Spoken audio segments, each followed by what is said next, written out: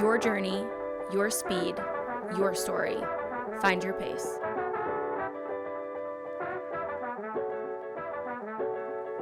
Rob Dalto, welcome to Find Your Pace. Thank you for having me. This is awesome. No, thank you for being here. I'm really excited about this conversation. I feel like obviously a lot of people know about who you are, who you present yourself on social, but there is a lot more that meets what you just present, you know? Speaking of, you are a 38-time marathon finisher, the co-founder and president of the Bronx Burners Run Club, an established professional in the tech finance space, and a content creator. You have completed the 6 world major marathons more than once, and some people might argue that you are superhuman. I'm interested to know a little bit more about who young Rob was and if he was as active as you are today. Yeah, I think he was as active as I am today, just always in different ways doing different things. But I grew up in the tri-state area, I grew up in Connecticut. My dad always lived in and around New York City, so I was a city rat on the weekends. So much of my life was in and around the city, doing various things. The running journey started in high school, ran in college. I was never very good. Got much better at that in the last 7 or 8 years, actually. So my marathon journey around the Abbott World Marathon Major started after my dad was diagnosed with cancer. My sister and I decided we wanted to do all the Abbott World Marathon Majors. And as part of that, I really wanted to qualify for Boston. So at the time when we decided that we were going to do the Abbott World Marathon Majors, I'd already run like 10 marathons, and this is a totally respectable time, but I was just barely squeaking in under 4 hours, and I had done 10 already. And I was like, I don't know how I'm going to do it, but I'm going to find my way under 3 hours and get to the Boston Marathon. So it's kind of been a new tier of athleticism in the last couple of years. Yes, I would say most of your marathons are sub 3 hours or less now, which is crazy. What was your first marathon time? Do you remember? My first marathon was actually finishing an Ironman. What? You've done a full Ironman? Yeah, that was my first ever marathon. So I'd never run more than 16 miles. And by the way, I wasn't going into this thing undertrained, but yeah. In college, I was always injured. So when I couldn't run, I'd bike. When I couldn't bike, I'd swim. I know you're very familiar with the triathlon world now as well. And I would do the New York City Triathlon every summer. I've done it 9 or 10 times, and there was always something wrong with that race. Yeah, always. Have you done it? No, because there's always something. Because you're like, I'm not going to sign up. They cancel the swim or... Yeah, hottest day of the summer, cancel the swim. There's always something going on with it. But I've done that race about 10 times, and it was one of those things. One day I woke up, and I was like, I want to do an Ironman. Not tomorrow, a year from then. And started training, but the first time I ever completed a marathon was in 2013, finishing Ironman Mont Tremblant. My marathon time in that was 4:26, I believe. Oh, first of all, to do also a 4:26 after swimming 2.4 miles and biking 112 miles is insane. That's very impressive. Yeah, I wouldn't recommend trying it at home. I felt a little bit out of place when I showed up to Ironman Village and everybody's talking like, oh, like, what have you done? Everyone's like, well, I've done, 8 marathons and I feel ready for the Ironman, or I've done a bunch of 70.3s.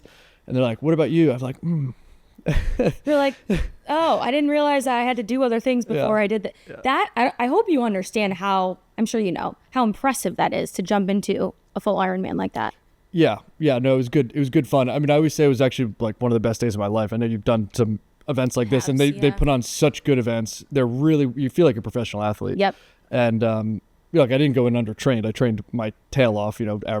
2 hours of cardio a day for months, to get ready for that, 18-hour weeks on the clock. So I didn't go in underprepared, but it was definitely new territory for the body. Yeah. When you say you were injured through college, why, like, what was going on? Just learning the body, like I was a sprinter. I was a very different type of athlete. Imagine me like 15 pounds heavier doing sets of 225 on bench. Not exactly something I could even lift in any capacity today.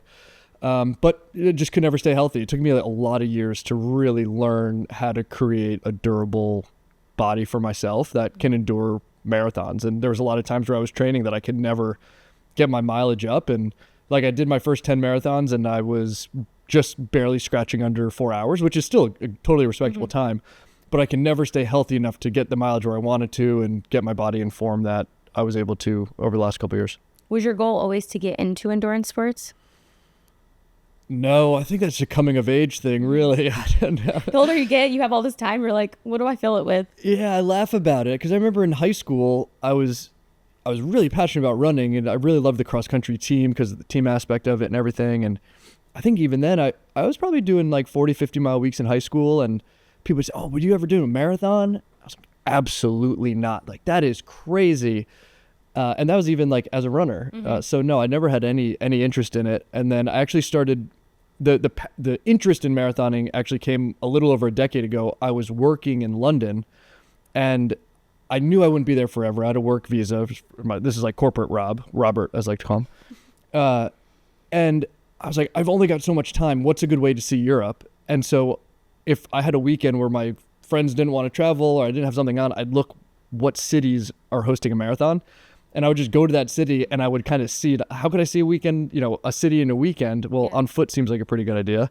And so I did a bunch of really cool European marathons that way. Athens, Rome, Stockholm. I did Reykjavik. I did one in Sicily, Paris. There's probably a couple others that are escaping me at the moment, but I saw a bunch of Europe doing that.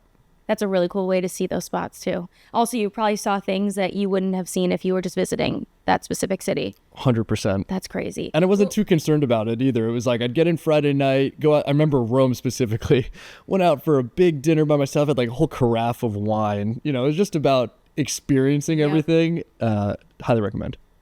Drinking a carafe of wine before a marathon? Enjoying the entirety of the weekend experience. Yeah. Like if you're going out there to run a marathon, enjoy what that city has to offer as well. Exactly. Yeah. Well, you mentioned you did cross country, right? Is that what you said, cross country? So do you still, when you're running Journey today, do you still look for that team aspect, or do you think of it as more of a solo journey? Yeah, totally a team sport. I mean, that's what really got me interested in like what I'm doing today. And I mean, just generally, like, I think the sport can have many seasons, and I know you've experienced this and you've built such an amazing community as well. Like, it could just take on such a different meaning. And I think coming out of high school and college, it's really easy to get fixated on an individual result and really see that very singularly. And I thought that for a long time. And when I was going and doing my first dozen marathons, I'd go run by myself the day before for like my own 2-mile shakeout run, go do the race and go home. And I never had any involvement in the community. And when I was finishing up my first 6-star in 2023, for the first time, I kind of like lifted my head up and I was like, what's going on around here? And in Tokyo that year with Tyler Schwartz, when it was like when he was just kicking off endorphins, and he was hosting a shakeout run there. And that was the first time I ever really got involved in the community. And everyone's going around in a circle and is like, oh, what are you doing here? What are you doing here? And everybody just had some amazing story, like they travel, and to travel across the world to run a marathon, oftentimes you're driven by something. Yeah. And I started seeing that and I just got like addicted to it. And that's really inspired me to want to be kind of in that arena, to learn the stories of people who are overcoming things, pushing themselves beyond, what they could ever have imagined. And then as well here in New York City, just wanting to be really entrenched in the community. It's crazy how many races you did and before you actually found a running community, like how many you did solo. I think it's actually really relatable what you said of, you were finishing these races and it's not like you had this community that was there to like celebrate with and whatever. You're just like head down, finish, go home. A lot of people experience that. I mean, I did as well. That's before New York and before run clubs. I didn't have that running community either. It was basically like, okay, show up. Maybe some people in the beginning of the race, but by the end, you're probably separated from them and you just go home and it's like, okay, like great, now what? But now with a running community, it makes it feel so much more impactful and you get to celebrate with others, which I think is a really cool, journey that you have now. Yeah. And like you've experienced, like it adds so much to the experience end to end. When you're out there by yourself, like you could still be happy, you could still achieve a lot. But what I've always found is you tend to be much more focused singularly on the result, because that's really all you have. And then when you go on that journey together, not just like the race weekend, but like training with friends and going really through the entirety of a training cycle and then the race weekend experience, you're invested in their success. They're invested in your success. You could have a junky day. They have a great day. You're just as happy. Yep. And the result, it doesn't diminish your goals, but it adds to the entirety of the fulfillment of the entire experience. And when I realized that, it made me even more passionate about the sport. It also does make a difference. Like if you do have a bad race, knowing that someone else had a good race, like it just makes you feel better about the whole experience. 100%. I love that. Well, when you did the 6 majors all in one year for the first time, did you think that you would repeating that, like trying to do all 6 in 1 year again? No, and I'd never had any plan to do all 6 in 1 year in the first place. Like, it was never on my radar. Like, my sister and I wanted to do the Epic World Marathon Majors in honor of our dad. It took us 8 years to get our 6-star. And we were wrapping that up in 2023, and we had to do Tokyo and London, and they're so hard to get into, and we signed up for charities. We're like, let's just get this done. Mm-hmm. But then I ended up signed up for Boston because I qualified. And if you qualify for Boston, you qualify for Chicago. I did 9+1 here in New York. And I was like January of that year. And I was like, oh, wait, if I could like get into Berlin, I could do all 6 in 1 year. This journey took me 8 years. I could do them all in 1 year. Like, that's kind of crazy. So I was just like, all right, that sounds fun. And then I thought, well, I want to remember this year because this is going to be a really cool year. I knew my friends would just absolutely kill me if I made it my entire personality. So I wouldn't post about it on Instagram. So I downloaded TikTok. And I was like, I'll just post it here. That'll be my memory book. Yep. And then, like, I don't know, one thing led to another. I ran around Boston like a madman. A couple of videos went viral, and it just, like, the world just changed. So you basically started your social media career by posting on TikTok. Yeah. And it was Boston that made it blow up. But yeah, those are my first viral videos. Did you film the other races before Boston as well? Yeah, so that year was really just Tokyo. And again, I didn't have a plan. I had no agenda. I was like, I need a memory book of this year, and my choice outlet was TikTok. I downloaded TikTok to have a memory book. I never even used TikTok before. And I had no plan, no agenda.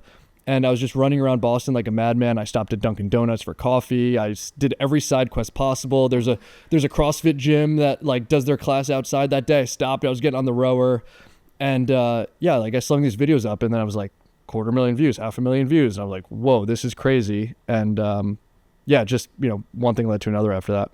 Did you eventually get over your fear? I mean, I know the answer basically, or maybe let me reword this. When did you get over the fear of posting on Instagram? And like actually start posting on Instagram like a month or two after that. Yeah, I just realized, I mean, for me, I realized how much purpose I was finding in it. And I felt like I was receiving so much from the community, and even just like completing my 6-star journey was so deeply meaningful for me. And I felt kind of called to help other people realize how great the sport can be if they allow themselves to lift their head up from what they're doing and become a member of the community, look around them and see what's going on, and just immerse themselves, how much fulfillment, joy, how much it could amplify their experience. And so more than anything, I just wanted to find a way to give back in a way to the community that I felt was giving me so much in that short period of time. So that helped me start posting, but I would still say it took me a while to like fully climb Cringe Mountain. Yeah. It's a hard mountain to climb, but I mean, you're fully in it now, and you obviously have this huge platform, multiple platforms, right? And you have a big community virtually and in person, which I think is amazing. Before we dive too much into the communities though, what out of the 37, 38 marathons that you've done, which one was the most memorable? Each race is a different experience. Each race is a different story. If I think about ones that really meant a lot to me, probably when my sister and I finished London together, finishing our first 6-star. That was, we finished it hand in hand. We went on an 8-year journey together to get that done. And, in honor of our dad. Today's actually the anniversary of his passing, so I'm getting a little wacky just kind of thinking about that. But that was super powerful to have that experience together. And it's amazing how much you can wrap up in the journey or like in an individual experience that you go on. So that was super powerful. And then along the way, I've been blessed to have some really, really crazy experiences. I've had years where I had personal bests and my worst injuries of all time. 2023, I was off for 2 months that year. I think there was only one race of the 6 that I knew I was going to make it to the starting line. And that was the New York City Marathon. The whole year, I was in a walking boot 2 weeks before the first race of the year. Things almost never got off the ground. And then later that year, I set a personal best. Last year, I was diagnosed with a heart condition and set a personal best in Australia to be able to qualify for the Boston Marathon this year. I set another lifetime best in Tokyo in March, and then I had a heart procedure a month ago. And like I've just found through this journey like the greatest dichotomies of like ups and downs, and the races now almost feel like birthdays or like New Year's Eve in a way, where it comes back around and I'm like, oh my God, this is like a milestone where I'm like reflecting on like what was going on in my life a year ago. And like so many amazing things have happened that I now associate with a lot of the races. You know, I look back and, you know, when I think about the journey of going through the majors, it's really one that kicked off in a crazy way in 2023 when I went for all 6. And I think about like what's different or the same in my life over the course of these times. Like throughout this journey, like I met my fiance, I sold a house, I've changed jobs, and like so many life milestones have kind of like come and gone through the journey. So a number of them are special. Each of them hold a milestone, but yeah, there's a couple like that really stick out. That's really nice. Was there ever a point in any of these major marathons or any of the marathons where you felt like, I'm not going to be able to finish? Either that specific race or the challenge of doing all 6? Every time I made it to a starting line, I knew I was going to finish the race. The only exception to that is I basically had a heart condition since I was 18, but never knew what it was. For years, I thought it was like asthma or allergies.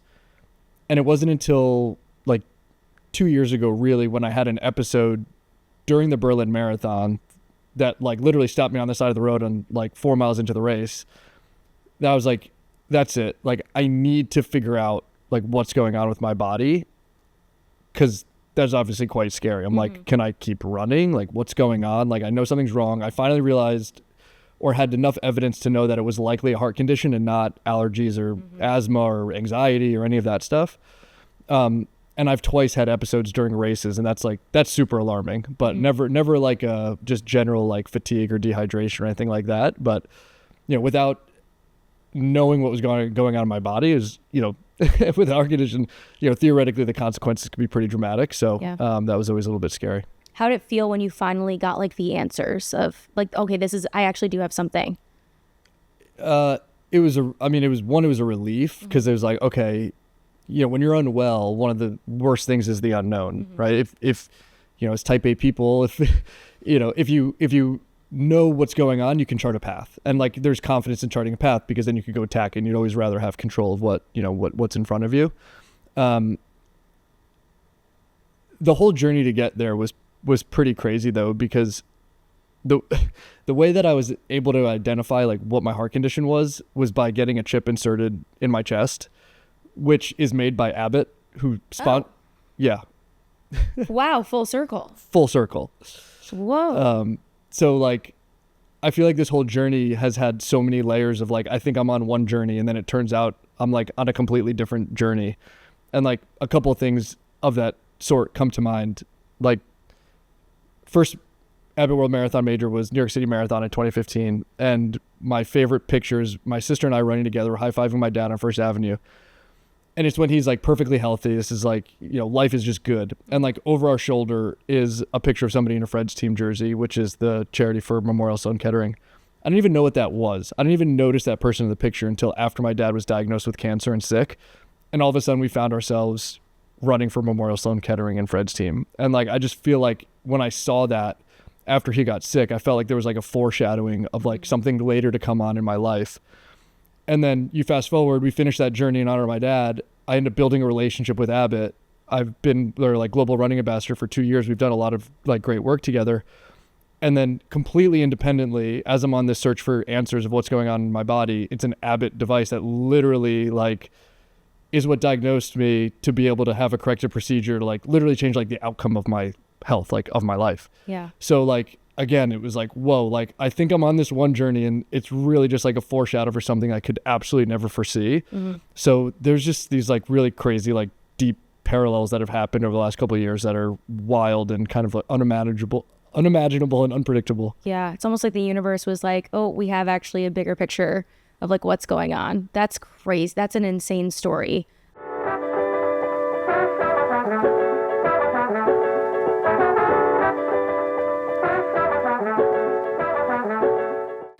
Well, now with your heart condition, your heart condition, what is it specifically? So the condition is called SVT, supraventricular tachycardia. So our hearts have an electrical current that run through them. And that's what like sends signals around the 4 chambers of your heart. Essentially, a tachycardia means like that that circuit is getting disrupted in some way, shape, or form. There's a number of different variations of what that can mean. And as you can imagine, our hearts are all complex and unique and individualized. The good news is for tachycardia, oftentimes, depending on what it is, there's a corrective procedure called an ablation where they go in with wires up from like your kind of like lower abdomen and with radio frequency. So then they put you out for this. You're under for a couple hours. I hope so. They, for lack of a better word, like tickle it and try to trigger an episode while you're under. And then with that, they're able to really specifically map what's going on with the electrical currents. And then with radio frequency, they zap it and they correct those pathways. Imagine you're like electrician coming in because a light's flickering and fixing the wiring. That's basically what they're doing. And in a lot of cases, it is a fully corrective procedure, like curable procedure where your life expectancy is unaltered. It's very different from going in and like changing a heart valve or something of that sort. And fortunately, my variation, which they're able to map when they go in, there's AVNRT, which is kind of of the types of variations, one with a really, really great prognosis. So yeah, they were able to go in and zap it, and it's only been a month, but after a week, I was able to get back to running. And the only reason why I couldn't run for that week is to let the incisions heal. And I like pressed the doctor on this because some people are like, no, you need to rest. I'm like, I was like, doc, I run. He's like, you can run. I'm like, no, I really run. He's like, that's totally fine. I'm like, no, you don't get it. Like, can I go out of this office? Can I go sprint in a week? Can I go so hard? He's like, you can do whatever you want. So it's really like science. So what does running look like now? Is it basically back to normal without the heart issues? Yeah. That's exciting. Yeah. I mean, I will say, and I'm trying to figure it out. Like, I don't know if it's just because I had to take a couple weeks off after Tokyo and then a week to recover. As I come back to like in-season form, I'm still like just trying to get comfortable with my body. I will say, like, you go in, you have a heart procedure. I'm not just like going out full bore, like confidence, like, oh yeah, I'm perfect, good to go. Like I'm trying to listen to my body and like feel it out and like be smart about it. But for all intents and purposes, doctor's like, you're good, go for it. Go for it. Oh yeah. My gosh. Well, has running opened up any like unexpected doors professionally? Yeah, for sure. In like crazy ways. And I've always kind of had this, or the last couple of years had this crazy dichotomy in life because, for 15 plus years, I've worked in enterprise tech. I've worked at some of the biggest tech companies in the world, Amazon Web Services, Databricks. I'm at a smaller fintech now. And enterprise tech and the forefront of infrastructure and data and AI has been like my day job for 15 years. And if I'm honest, it was really, I felt very uncomfortable until like a little over a year ago with the fact that I kind of had like two separate lives. Whereas like, okay, I'm like a very buttoned up professional by day, hence the button down today. Robert, my alter ego. And by night, like I live, it's not a different life. It's a life I'm incredibly proud of, like the work with the Bronx Burners, going around, hopefully inspiring people all over the world. But just living a life where I'm like posting on social media was like very uncomfortable. And I always felt that it could kind of put a target on my back. If like something wasn't going good at work, people are like, oh, Rob's off like TikToking or something. And that, and maybe it was just me imagining it, but I felt like the connotation with posting on social media and something that's not directly professionally relevant had a negative connotation in the workplace.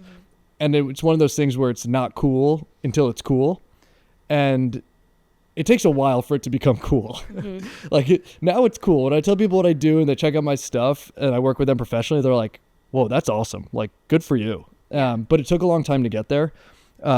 So I was very uncomfortable with that for a long time. But to answer your question, one of the coolest intersections ever has happened through running, like professionally. And I mean, one, I've been able to partner with some really amazing organizations. I mean, for 2 years, I've partnered with Abbott as their global run ambassador. And it's an organization that I'm so proud to represent, both because of how deeply meaningful it is to me personally and emotionally and what it's unlocked being able to be at these events, but then quite literally in terms of like the my own health outcomes. And that's become a professional relationship, representing them. And similarly with Peloton, a brand that, I mean, I was going to Peloton classes on ClassPass in 2015 and going to the old 23rd Street studio and just like geeking out. And so now to, be able to partner with an organization like that, is super cool. And there's been a lot of crossover with the work that I've done with the Bronx Burners, because since I'm in this really fortunate position where I've got a day job, do as well as I need to do to be completely taken care of, when I have these opportunities to work with some of the most amazing brands on the planet, I can take a completely different lens to it, where it's not like, what can this relationship do for me, but how can it benefit the community? Yep. And so, like, when I started the relationship with Peloton, when I started a relationship with New Balance, and even some of the work with Abbott, I've always asked, like, hey, can we look at it this way? And found a way to, change the direction of that to serve the community. And we did a mentorship program with Peloton last year, where we took the mentees that we sourced from our community with the Bronx Burners, and we did multiple site visits to Peloton. And through their impact fund, they gave we went to one of Rad Lopez's classes. Rad's from the Bronx. Shout out Rad, you're the man. And just inspired the heck out of the kids who were like, wait, I could do this. Like, this could be my future coming out of the Bronx. And then we also did corporate site visits as well, where the team put together lunch, a panel, a tour of the office. Like, it was absolutely amazing. And the team has just been so gracious to us. And same thing with New Balance. Like, they've looked after our team so much. They've created so many opportunities. I remember in 2023, after my videos went viral at the Boston Marathon, ASICS sent me shoes. I was a 35-year-old guy getting a pair of shoes in the mail, and I was beside myself. I was so excited. I thought it was the coolest thing in the world. And now, like, New Balance is coming out and giving like 100 kids in our community shoes. I'm just like, I can't even imagine how cool it is, but I see how much it means to them and what it inspires to feel invested in, to feel supported. And you don't know the impact that is having on somebody's life in that moment. But now that we've been at it for a couple of years, and I've seen the investments and support we've been able to offer, big and small, and how that can change the trajectory of somebody's life. And so all those relationships have kind of come together in a way that's, turned into something professional as well. And, delivered a lot of positive impact on the community. You're talking, I know we've mentioned, obviously, Bronx Burners. Can you give a little bit of insight to people who don't know what the Bronx Burners are? Yeah, so the Bronx Burners is a nonprofit organization I co-founded and that I lead now. It came about in 2023, after I got my 6-star, and I was inspired to try to give back to the community in some way. I started this bit where I was going in Central Park, flagging down strangers, and I've seen all the meet cute videos that like people do on the internet, where it's like, how much you spend a month on food, how much you spend on rent, all these things. And the one thing about it that kind of that I like had a little bit of an irk with was like, I know they're all fixed. And so I was like, I want to go flag down like real strangers and see if there's a way that I could support them in their running endeavors. And look, I don't have like a nutrition degree or anything like that, but through my, at that point, 20 marathons experience, I thought I might have something to offer. So I was in Central Park flagging down strangers. I did a series on these. I think probably posted half a dozen videos. And one of the people that ran by was this guy, Shaq Roberts, and he grew up in the Bronx. And he was like, I need help with fueling, which is like my favorite topic. Like, I make my own running gels. Like, this was like right in my wheelhouse. And I was coming off the spring marathons. I was banged up, and I was like, great, next weekend, let's go for a long run. And we were going to film it. And I was just I had a city bike and just a shoebox of gels and different energy drinks and stuff. And so for 2 hours we went, and I was just fueling them, and we got talking, and he was talking about how, hey, I wish it was cooler to be a runner growing up in the Bronx. It's basketball or bust, basically. And that support system wasn't there, and he wished that was different. We had no plan, but we were like, what can we do about it? And so we literally just started showing up at the track the following week. Anybody we saw working out, we're like, hey, we're working out. Do you want to hop in? Every single person said yes. We're like, whoa, this is really cool. Like, we've got a little bit of community. That's awesome. We signed up with New York Roadrunners. We went to some races. I called ASICS. They sent me a bunch of jerseys. We like used Firefly AI to make a logo. I was ironing on them on jerseys so we could go do races and stuff. And we had this really fun thing going where we were thinking like, hey, this is fun. We got a community. That's great. And then at the end of the summer, one of our first guys, actually the first guy we met, the first night we went to the track, he was going off to college. He had just graduated high school. And the day before he was meant to go off to college, we said goodbyes and everything. He texted us and he said, I'm not going away. And we're like, what's going on? And his finances have fallen through. And the day before he's meant to go to college, he wasn't going to college all of a sudden. And it just like, it just like hit me. Like, I was almost kind of like, how could I have been so like naive? Like, there's so much more, there's such a bigger purpose we could serve than just like showing up and running. And so the next Monday, immediately got on the books, filed to make it a 501c3. We basically cut him a check, but we called it, we said we launched our scholarship and inclusion fund. We gave him a $3,000 check the week before the New York City Marathon, launched our scholarship and inclusion fund, $20,000 rolled in. The next year we raised $100,000. Last year we did $250,000. We've raised over $400,000 to date. We've given out $200,000 in scholarships to 49 kids. Wow. And we've launched mentorship programs. We've created experiences. We've done outings, and we want to solve the problem for anybody that's in our community who wants to go to college. How do we make sure that they get there safely? And then how do we expand what we're doing to get to folks when they're a little bit younger and help enhance that trajectory so they could reach the potential that they totally deserve? And so that's what we've been after since summer of 2023. That's very impressive and very inspirational. I have a question about when you started, when you officially went into it is like, okay, we're going to create a nonprofit. Do you think that your professional background had something to like played a part in this, like in the success of it? Because there's probably a lot of people that would love to create something similar to yours, but like don't know where to start. So do you think that your professional background had any guidance or help in that trajectory? My professional background probably makes a difference. It also, the Bronx Burners is one of these unique things where I've just so clearly seen the vision, like right from day one. And I worked, 15 years in corporate America. There's times where you like have a very clear line of sight to like what you need to do and how to be successful. And there's times where you don't. With the Bronx Burners, it's always been clear to me. Like, I've always just felt so compelled and so confident in the direction that we can go to have an impact. And there's a lot of testing and tinkering and changing directions and changing our minds, of course. But it's always been really natural where to go. But, I've had chief of staff roles effectively, or worked for CEOs. I've got an MBA, studied entrepreneurship. I studied innovation. So I've never had an opportunity to kind of start something, and starting something so purpose driven, I think really worked well with some of my learned experiences professionally, for sure. And to that point, like when we think about where we want to go, this year so it's a completely volunteer led organization. Nobody makes a dime off it, myself included, of course. We last year fully operated with a structure we created called our associate board of directors, which is 15 people, 20s and 30s generally, who are highly qualified professionals, but looking for ways to give back and looking for ways to be involved in other things. So we've got people in every capacity: communication, social, operations, legal, tax, you name it, like everything you need to run an organization. Like, that's how the whole thing operates. And this year we recruited an executive board with some amazing folks who I'm really, really proud to serve alongside of. And one of the pillars that we declared that we want to be in the community is a blueprint. Like, we don't believe that it's a zero-sum game. We believe in expanding the pie. So when we learn a lesson, we want to share it out with others. Like, we have a weekly newsletter, and when we talk about, hey, we're doing the Healthy Home Plate program with the Yankees right now. So this is a 4-part series. Our kids are going to Yankee Stadium, into their kitchen in the Audi Club, and their executive chef is teaching them healthy meals that they can cook at home. It's so cool. It's so cool. And then on next month, they're going to get to go on field before one of the Yankee games. Like, it's so love that. Yeah, like it is so cool.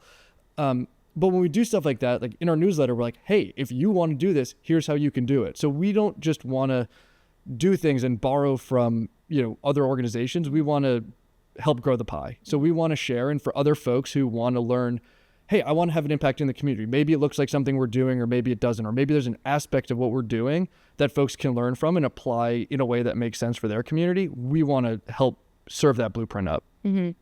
Wow.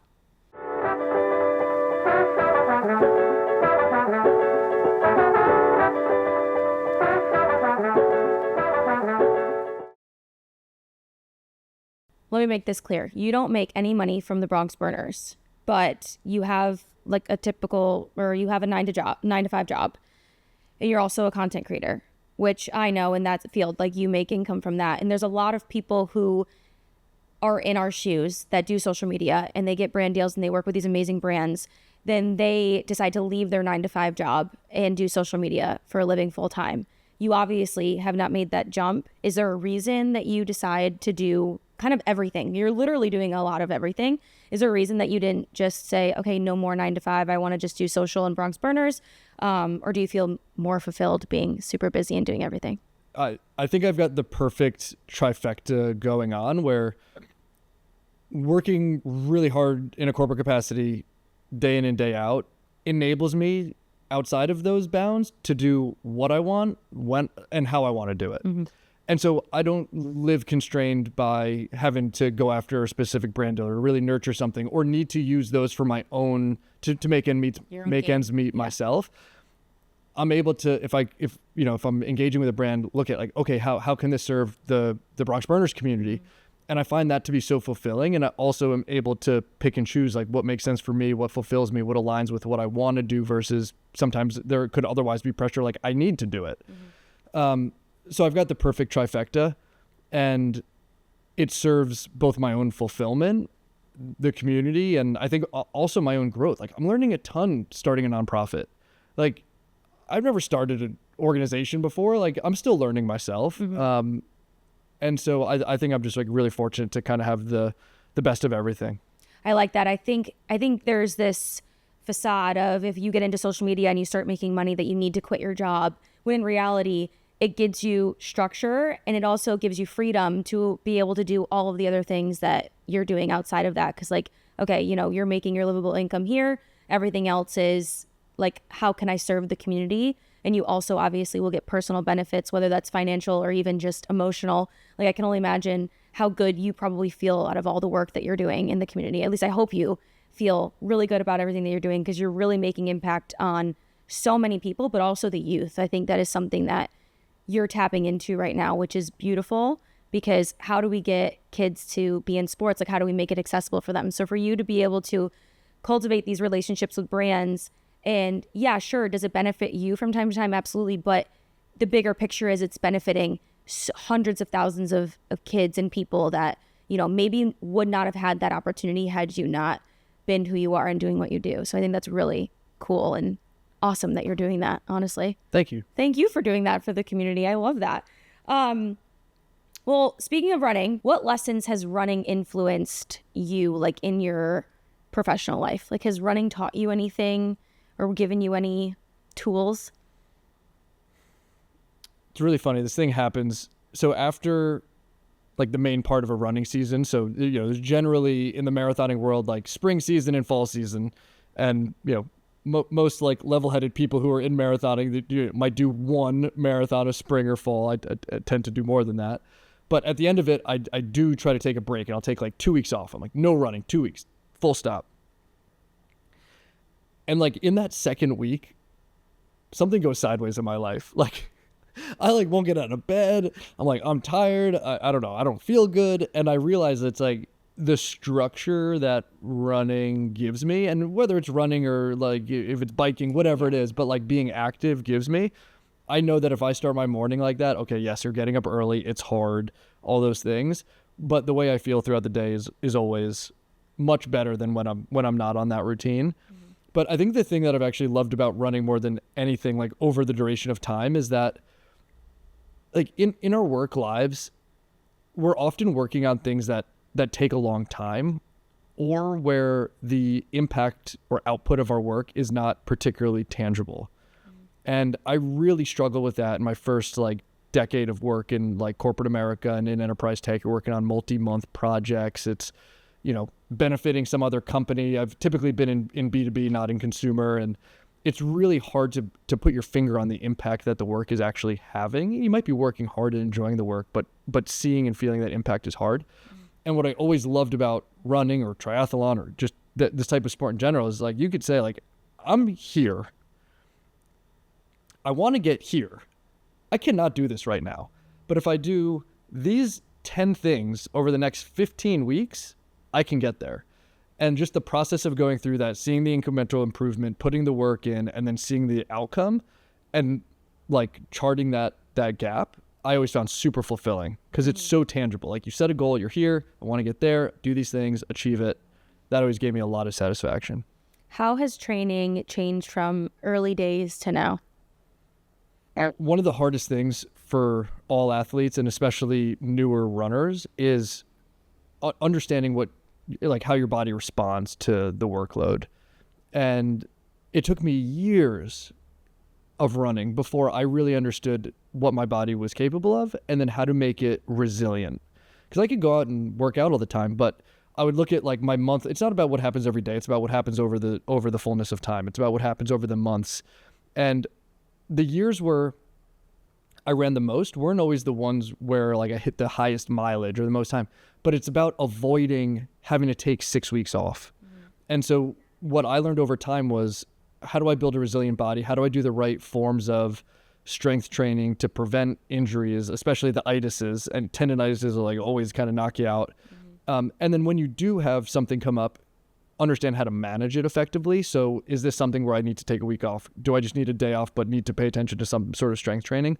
Learning those signals in your body and doing the right strength training to build up your resiliency. Those have been the most important lessons I've learned over time. And it's not something that you learn immediately, right? It's like something that you pick up over years of doing the sport. Many years, yeah. With the running boom, I think a lot of folks got these rose-colored glasses of like, hey, I could just kind of like go out and qualify for the Boston Marathon, or like, I'm going to go run 2 marathons and I'm going to get under 3 hours. And if you can do that, bless you. That is like amazing.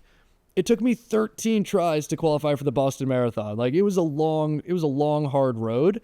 And I think because we have so much access and visibility to incredible feats in the sport, just saw the BPN Backyard Ultra complete 300 miles, like just incredible. Insane. And so far from anything like that most of us could ever, really, really do. It's easy to see some of these like kind of sensational performances and experiences and feel like I should be able to do that and not necessarily be really reflective of like, where am I at? What's the right thing for me and my body? And what is like the right thing, steps for me to take to, and like the practical goals that I should push towards. And what are the things that I need to do for myself to be able to get there healthy? Yeah, I think with social media, it's one of those things I talk about a lot. It's like, don't compare yourself, because comparing yourself is literally going to take the joy out of it. And also it could potentially lead you to some dangerous things too. Like not everyone should be running 300 miles in 3 days the way that I think that's the winner. The winner did like insane. I was following it very closely and I'm just like so amazed. That, and what I find really interesting about it is, there's many folks who went 50 miles. That's like twice as far as I've ever gone. People who gone 100 miles, 125 miles. And then some folks are able to even double that and then more. It's really tough to wrap your head around. I mean, I run nearly every day and they did 65% of what I've done this year in 3 days. It's mind-boggling. Crazy. It's mind-boggling. I know. It's also really inspiring. Okay, I want to end with some rapid fire questions. So these are short answers only. I mean, if you have an answer that you need to go off on, that's totally fine. Okay, what is your go-to pre-race meal? Just big pasta dinner. Favorite running shoes? 1080s. Same. Music or no music when you run? No music during races. One word that describes marathon running? Joyous. Favorite major marathon? New York City. I thought you were going to say Boston. Second favorite. Okay. If you can go back and talk to the version of yourself before your first marathon, what would you tell him? Just go do it. Love that. In a marathon, around mile 20, when most runners are hitting the wall, what goes through your mind? Stay in it. Last one. What's your biggest tip for new marathon runners that you wish you knew earlier?